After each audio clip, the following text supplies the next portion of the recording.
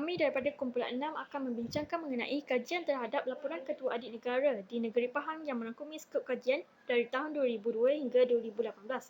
Kajian dilakukan ke atas pihak berkuasa tempatan di Negeri Pahang yang merangkumi 3 majlis perbandaran dan 8 majlis daerah. Melalui kajian ini, teguran-teguran kewangan, jenis CJ yang dikeluarkan, penarafan indeks accountability dan sure audit akan diketahui pasti. Seterusnya, dapatan terhadap kajian tersebut dan pandangan terhadap pengembangan kajian ini akan dibincangkan dalam pembentangan ini. Terdapat pelbagai teguran Jabatan Audit terhadap penyata kewangan negeri.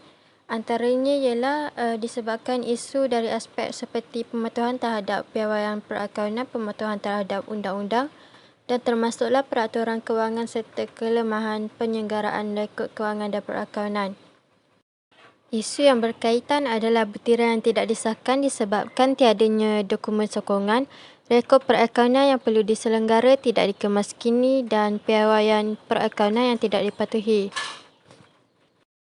Antara contoh teguran yang telah diberi kepada Negeri Pahang ialah pada tahun 2012, Majlis Perbandaran Temerloh telah mendapat teguran kerana ketepatan pelarasan tidak dapat disahkan dengan tepat oleh Jabatan Audit bagi kumpulan wang majlis yang mempunyai jumlah sebanyak 21.48 juta ringgit Malaysia kerana tiadanya dokumen sokongan yang diperlukan.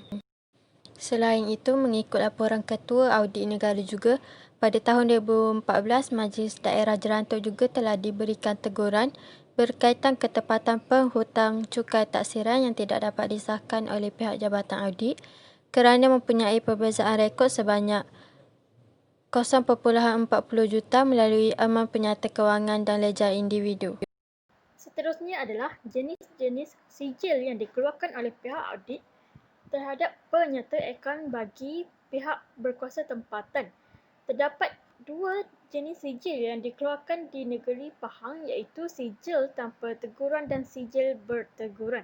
Contohnya pada tahun 2002, Majlis Daerah Rompin mendapat sijil berteguran manakala pihak berkuasa tempatan yang lain mendapat sijil tanpa teguran. Pada 2009 pula, semua pihak berkuasa tempatan mendapat sijil tanpa teguran oleh pihak audit. Manakala Majlis Daerah Lipis mendapat paling banyak sijil berteguran atas alasan tertentu iaitu pada tahun 2004, 2005, 2007, 2010, 2011 dan 2013. Penarafan indeks accountability bagi memastikan semua pihak mengambil serius tentang peraturan dan undang-undang semasa membuat laporan, Jabatan Audit Negara telah menjalankan sistem penarafan berdasarkan indeks accountability. Tahap ini merupakan salah satu penanda aras kepada jabatan atau agensi negeri. Sistem penarafan ini meliputi 6 aspek iaitu aspek kawalan pengurusan, kawalan bajet, kawalan terimaan, kawalan perbelanjaan, kawalan pengurusan akaun amanah, inventory dan stor. Pengurusan kewangan telah dibahagikan kepada 4 tahap iaitu tidak memuaskan, baik dan sangat baik. Markah bagi setiap tahap adalah seperti jadual berikut. Graf yang dipaparkan ialah menunjukkan jadual tahap penarafan indeks accountability Pahang pada tahun 2008 dan 2009. Menerusi kajian yang dilakukan ini juga terdapat sure audit yang dikeluarkan oleh pihak audit terhadap pihak berkuasa tempatan iaitu contohnya pada tahun 2004, Majlis Daerah Bantuan disyorkan untuk mengambil perhatian dan tindakan bagi tunggakan cukai taksiran dan sewa. Pada tahun 2006 pula, pihak audit mengesyorkan Majlis Daerah Cameron Highland untuk meningkatkan tahap pengurusan kewangan dari segi kawalan yang tertumpu kepada hasil, pengurusan, perbelanjaan dan aset. Pada tahun 2008 hingga 2017, pihak audit mengesyorkan pihak berkuasa tempatan untuk mengenakan tindakan tata tertib terhadap pegawai yang gagal memungut hasil. Seterusnya, pihak audit juga mengesyorkan tindakan untuk menambah baik tahap penyediaan bagi penyata kewangan iaitu patuh kepada piawaian dan garis panduan perakaunan dengan mengamalkan langkah berjimat serta berbelanja secara berhemah. Seterusnya, saya akan meneruskan dengan penerapan indeks accountability dengan membandingkan tahun 2008 dengan tahun 2009. Kita boleh nampak peningkatan antara dua tahun ini. Dalam indeks tersebut terdapat 3 kategori, yaitu sangat baik, baik dan memuaskan. Pada tahun 2008, data yang mencatat paling tinggi ialah 85,6, yaitu pembayaran kemajuan negeri Pahang. Berikut dengan pejabat daerah dan tanah malang, yaitu sebanyak 85,3. Data yang mencatat paling rendah ialah pejabat daerah dan tanah malang, yaitu sebanyak 51,9. Dalam indeks accountability tahun 2008, kita boleh nampak terdapat 3 agensi kerajaan mencatat dalam kategori yang sangat baik, 5 mencatat dalam kategori yang baik, dan 5 lagi mencatat memuaskan saja. Pada tahun 2009, data yang mencatat paling tinggi ialah Majlis Daerah Pekan, yaitu sebanyak 92,86.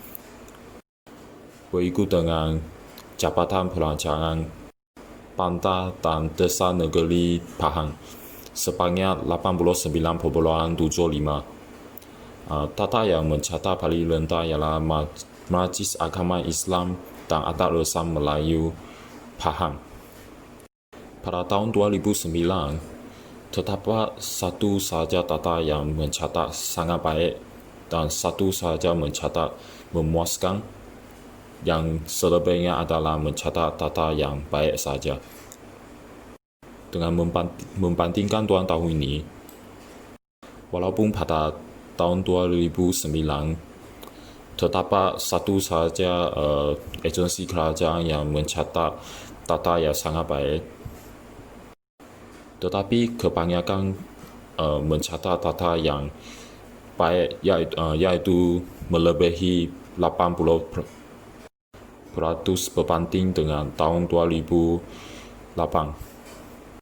Pada tahun 2008, terdapat 4 sahaja agensi kerajaan yang mencatat data yang melebihi 80%. Manakala pada tahun 2009, terdapat 13 agensi kerajaan mencatat data yang melebihi 80%.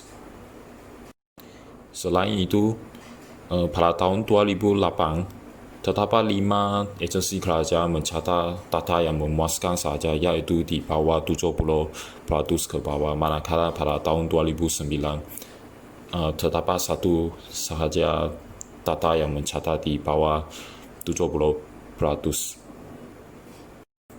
Oke, itu saja. Terima kasih.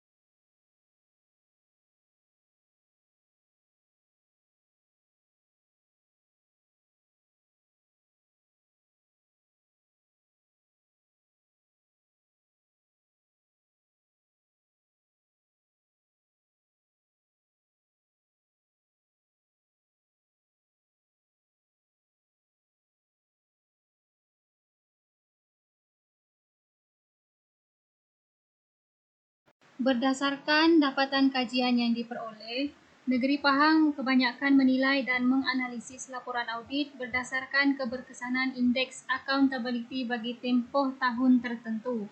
Pengurusan kewangan atau perbelanjaan bagi sesebuah negeri adalah tidak tetap setiap tahun di mana terdapat dalam tempoh tahun tertentu pengurusan kewangan adalah lemah. Sebagai contoh, laporan audit pada tahun 2006 berada pada tahap yang tidak baik serta kurang memuaskan ditambah pula dengan keadaan hutang yang meningkat. Sebagai contoh, laporan audit pada tahun 2005 menyatakan keadaan kewangan yang nyaris dikaitkan sebagai sebuah negeri muflis.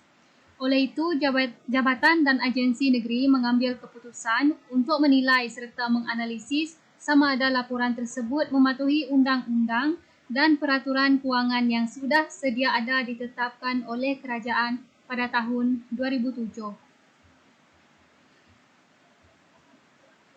Disember 2019 menyatakan bahawa keadaan kewangan negeri Pahang pada tahun tersebut berada dalam paras stabil dengan baki kumpulan wang disatukan pada akhir Disember tahun 2018 adalah meningkat.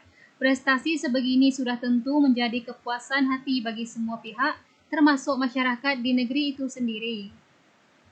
Begitu juga dapat disimpulkan bahawa setiap inisiatif dan idea yang telah dicadangkan oleh kerajaan dilaksanakan dengan baik oleh setiap jabatan kerajaan serta penjawat awam sehingga membuahkan hasil.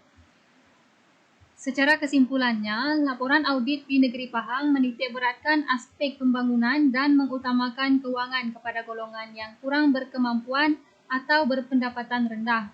Oleh itu, amatlah diharapkan agar kerajaan negeri tersebut dapat mengekalkan sistem pengurusan kewangan dengan baik agar ia memberi manfaat kepada semua pihak dan tidak ada golongan yang terabaikan. Rumusan berdasarkan tahap profesionalisme, etika dan integriti pihak berkuasa tempatan masih lagi di tahap yang rendah kerana penyalahgunaan kuasa. Dalam hal ini, mengikut laporan Ketua Audit Negara, terdapat penjawat awam yang menyalahguna kuasa, contohnya dengan cara meluluskan sebuah projek pembinaan bangunan yang tidak mengikut spesifikasi yang telah ditetapkan. Selain itu, kelemahan pengurusan kewangan. Dalam hal ini, sesetengah penjawat awam mempunyai kelemahan dalam pengurusan kewangan kerana mempunyai citarasa melebihi kemampuan. Dunia konsumerisme yang penuh dengan kemodenan dan kemewahan mendorong manusia mengambil jalan yang singkat untuk hidup mewah tanpa memikirkan tindakan yang dibuat secara rasional. Selain itu, kekurangan kemahiran perakaunan. Hal ini dikatakan demikian kerana sesetengah penjawat awam kurang mahir mentafsir rekod dan maklumat kewangan ke dalam format mudah diakses yang boleh difahami oleh mana-mana orang dalam dunia perniagaan. Di samping itu, penerimaan rasuah. Dalam hal ini, rasuah merupakan sebarang tindakan dan perbuatan yang melanggar etika penjawat awam dalam sesebuah organisasi seperti memberi atau menawarkan, menerima atau bersetuju untuk menerima ganjaran secara langsung atau tidak langsung. Seterusnya, kelemahan accountability. Dalam hal ini, accountability adalah berkaitan dengan etika dalam tadbir urus sesebuah organisasi. Penjawat awam yang mempunyai kelemahan accountability, contohnya dalam pengurusan perakaunan, akan melakukan kesalahan dalam sesuatu kerja seperti membuat laporan yang salah dan tidak lengkap, tiada dokumen sokongan dan baki akaun tidak dapat disahkan. Itu sahaja daripada saya. Sekian, terima kasih.